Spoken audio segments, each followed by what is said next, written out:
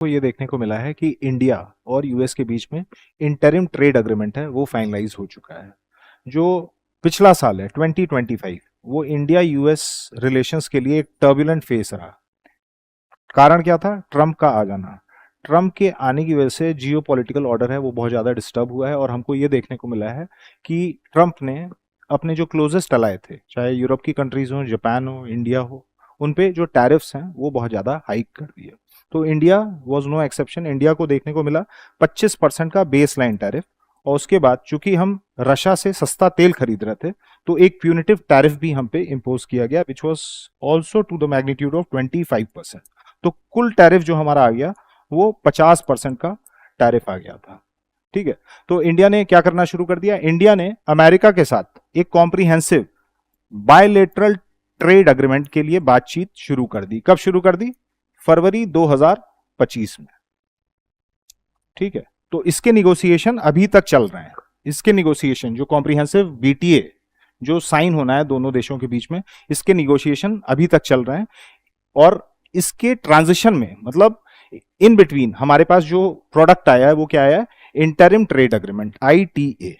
ठीक है, मतलब कॉम्प्रिहेंसिव बीटीए अभी साइन होना है, इसके निगोशिएशन चल रहे हैं। लेकिन ट्रेड को नॉर्मलाइज करने के लिए दोनों देशों के बीच में हमने क्या किया है? दोनों देशों ने मिलकर एक इंटरिम ट्रेड अग्रीमेंट है वो फाइनलाइज कर दिया गया है कि ट्रेड में, म्यूचुअल ट्रेड में जो इंपेडिमेंट्स आ गए थे इस 50% टैरिफ के बाद, उसमें कमी देखने को मिले। तो what are the key takeaways? क्या मेजर टेक अवेज हैं?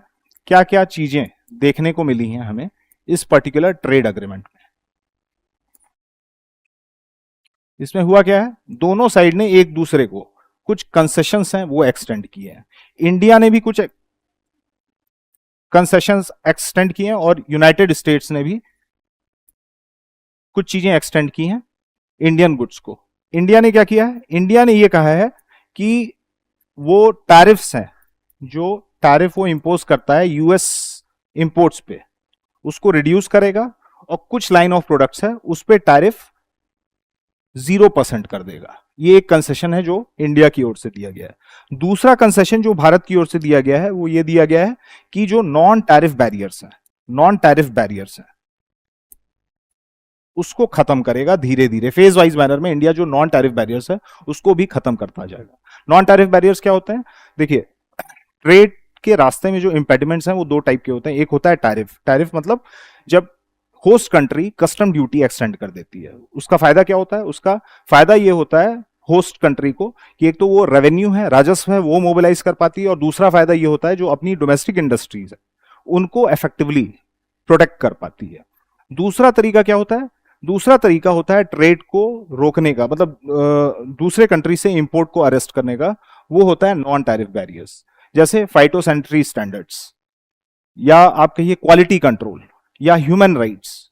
ठीक है, जैसे आपने ये देखा होगा इंडिया से अल्फांसो आम जो है वो यूरोप जाता है, उस पूरे शिपमेंट को वापस भेज दिया जाता है। यूरोप क्या कहता है कि इसमें जो फर्टिलाइजर्स या इंसेक्टिसाइड्स यूज किए जा रहे हैं वो यूरोपियन नॉर्म्स के अगेंस्ट हैं। तो ये क्या हो गया? टैरिफ के बियॉन्ड जाके यूरोप ने क्या किया? ट्रेड में एक इंपेडिमेंट क्रिएट करने की कोशिश की है। इसी को हम नॉन टैरिफ बैरियर्स कहते हैं। ठीक है, तो नॉन टैरिफ बैरियर्स इंडिया भी अपने साइड से एक्सटेंड करता है बाहर के इंपोर्ट्स पे। इंडिया ने ये कमिटमेंट दी है कि हम क्या करेंगे, ये जो नॉन टैरिफ बैरियर्स हैं इनको फेज वाइज मैनर में कम करते जाएंगे। फाइनली तीसरा जो एक इंपॉर्टेंट टेक अवे है वो ये है कि इंडिया ने कमिट किया है कि अगले 5 साल में इंडिया जो है $500 बिलियन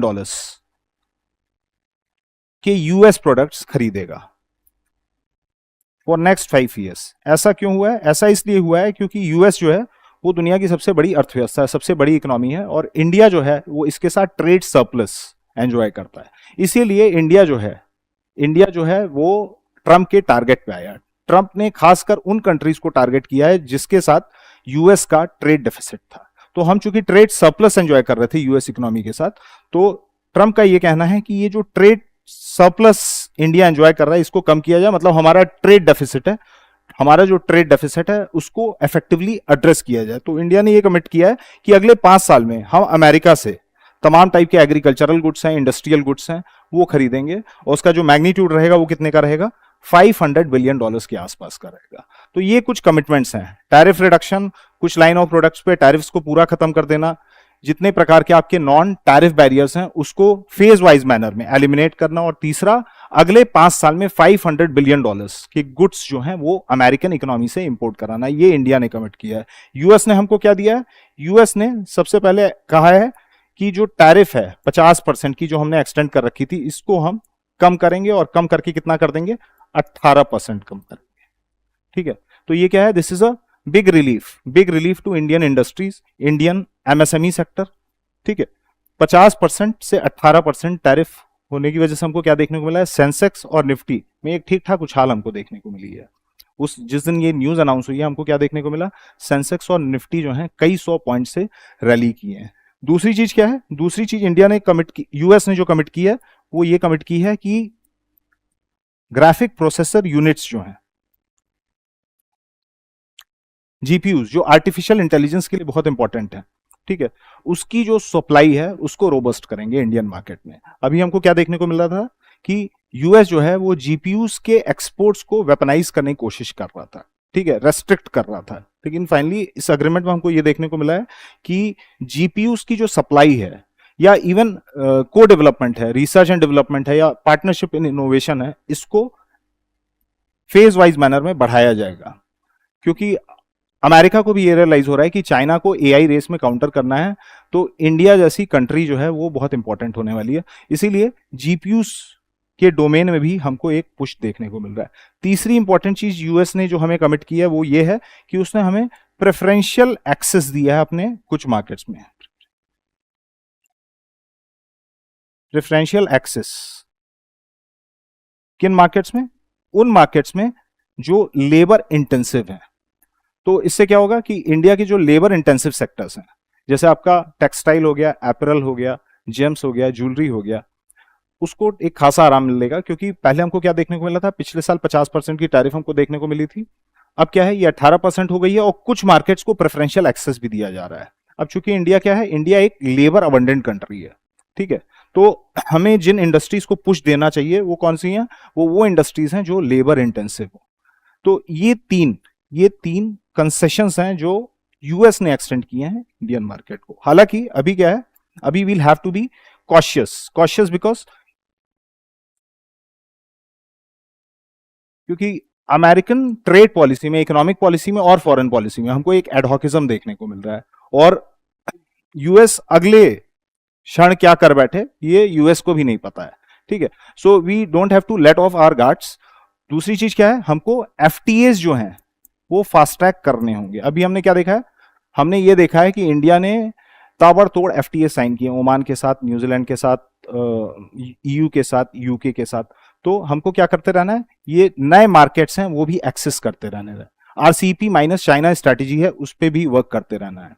सुमन बेरी जो वाइस चेयरमैन है नीति आयोग के, उन्होंने ये बोला भी है कि India is only major economy which is not part of any of the mega trade blocs, चाहे वो सीपीटीपीपी हो या आरसीपी हो। तो इंडिया को क्या कोशिश करनी चाहिए, इंडिया को अपने जो ट्रेड रिस्क हैं ज्यादा से ज्यादा डाइवर्सिफाई करने की कोशिश करनी चाहिए। तो हमको ज्यादा से ज्यादा एफटीएस हैं वो साइन करने चाहिए, और मेगा ट्रेड ब्लॉक्स हैं उनका हिस्सा बनने की कोशिश करनी चाहिए।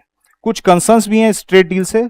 क्या कंसर्न्स हैं, जैसे एग्री सेक्टर है, एग्रीकल्चरल सेक्टर है, उसको शॉक लग सकता है, क्योंकि यूएस में जो एग्रीकल्चर है वो इंडस्ट्रियल स्केल पे होता है, उनकी कॉस्ट ऑफ प्रोडक्शन है वो बहुत कम है, और जो क्वालिटी ऑफ प्रोडक्ट्स है वो बहुत हाई है।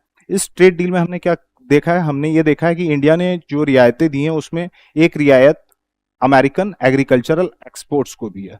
तो हमको क्या करना होगा, मिड टू लॉन्ग टर्म में अपना जो एग्रेरियन सेक्टर है उसको भी बचाना पड़ेगा। जो अपने घरेलू किसान हैं उनके लिए कुछ सेफगार्ड्स हैं वो इंस्टीट्यूशनलाइज करने पड़ेंगे। So these are the measures like working on domestic policy with respect to agriculture, MSME sectors, जिसके माध्यम से हम क्या कर सकते हैं, जो ये एडहॉकिज्म है, अमेरिकन एडहॉकिज्म, उसको हम इफेक्टिवली काउंटर कर सकते हैं।